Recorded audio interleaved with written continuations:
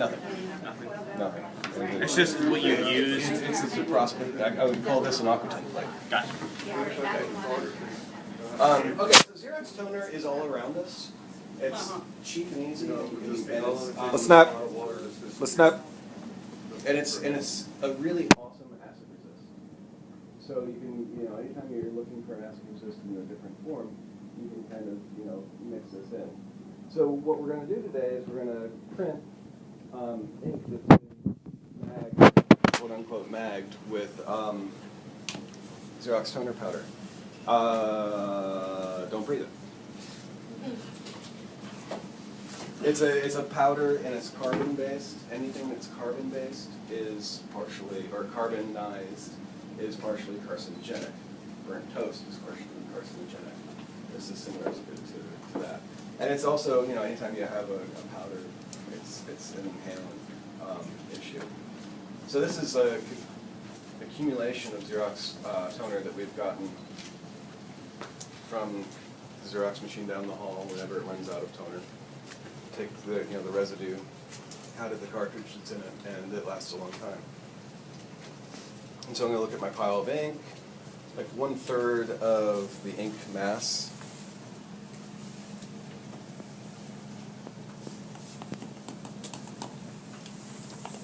to toner.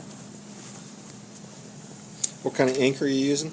I'm using organic because I'm looking to wipe fast for a demo. Oil-based? Oil-based. And when you normally print, would you use organic or would you use? We stock like 7 different types of black in our shop. Yeah. We have the Charbonnel, the 55985 that takes forever to wipe. We've got Gamblin, whose inks I love. They just came out with a bone black that's really beautiful. And we stock a variety of the Daniel Smith inks.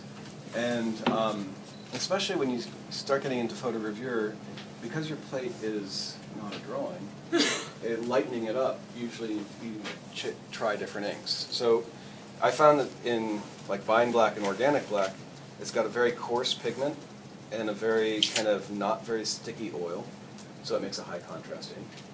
The Charbonnel is the opposite end of the spectrum. It's got a really, really sticky oil and very finely ground pigments, and so it kind of flattens out your tonal range. So I kind of pick whatever ink I need to use to make my drawing or my plate do what I want it to do. And Charbonnel just came out with a very decently operating water-based ink. It goes right through your paper. Printed right on my felts. It was like BFK. I mean, I was like, okay, it's BFK, it's fine, but it's water-based ink, guys. So I just went there. My students laughed and they laughed. Oh, you're printing on your felts, are you? Robert, have you tried the Calico inks? They wash off with water, but they have glycerin or something in them because they mimic the oil-based inks, and they're pretty nice. They're very velvety to work with. Have you tried that? Okay. I have. Do you like them or so? They're okay. I like oil-based. And Yeah, me too. clean it up with oil. It's not toxic. Right. And litho has varnishes and solvents in it, and they're kind of nasty. But this is just linseed oil and pigment, and I'm not afraid of that. I should be, but I'm not.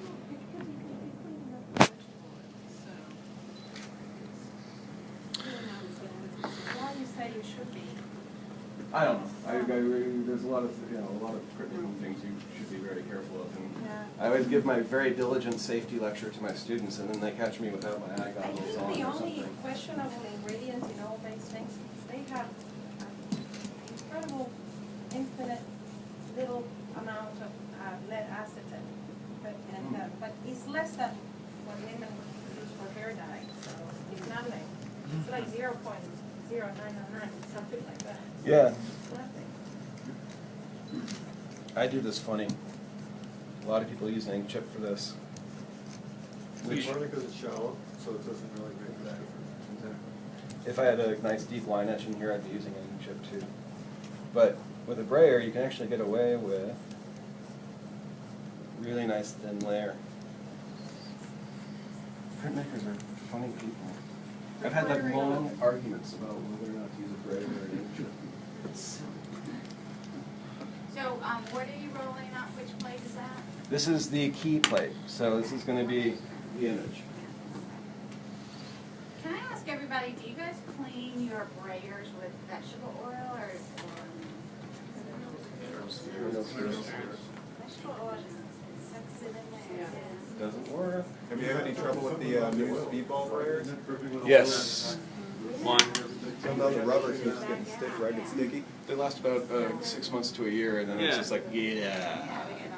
And So save your old speedball sprayers. How old are we talking? Like maybe like 4 years old. They started just doing it 2 years ago. So anything. Well, you tell you just touch it. If it's sticky, you Yeah. toss it. Is it because of solvents or? No, it's because they redid the composition and they started making it more for water-based. Because most of speedball's clientele is water-based block printing. Yeah. Okay. Well, at APS we do have water tanks and we have the.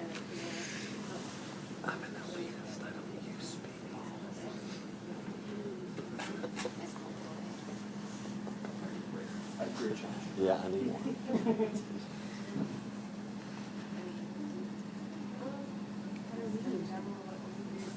Those right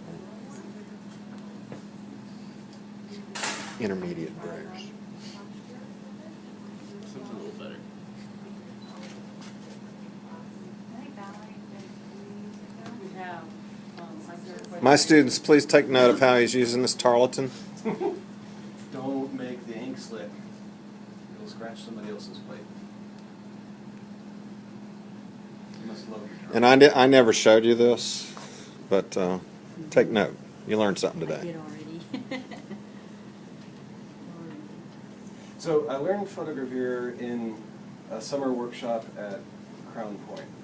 You can take a class, kind of expensive, but Flatbed paid for it. So it was $1,200. You spend a week with all the master printers at Crown Point Press in their facilities. And that's in San Francisco? That's in San Francisco. And Was this one of your? Catherine Brown is amazing.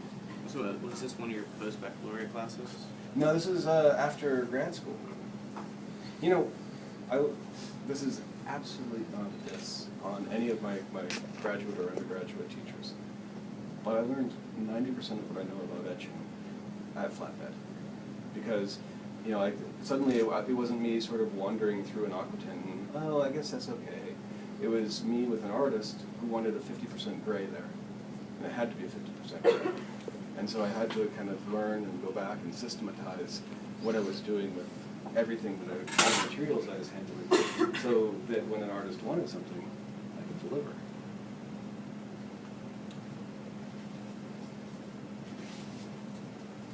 It also means that for my own work, I don't edition.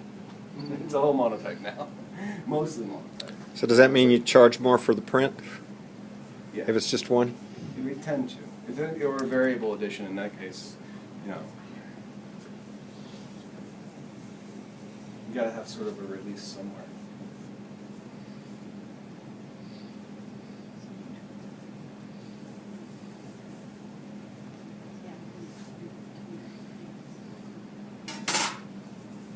So the toner does make it even higher contrast, which is a good thing. Because if we're going to use it as an acid resist,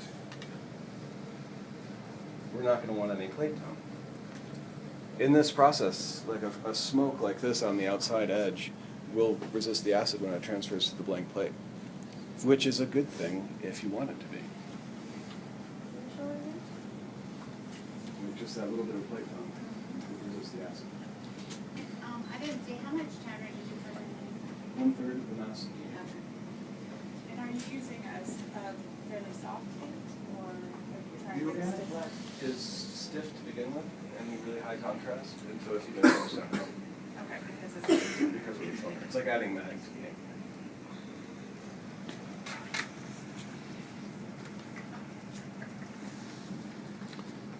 So Kathy, did the interns at APS help edition the collector's print, the first collector's print, so they're right here in your backyard is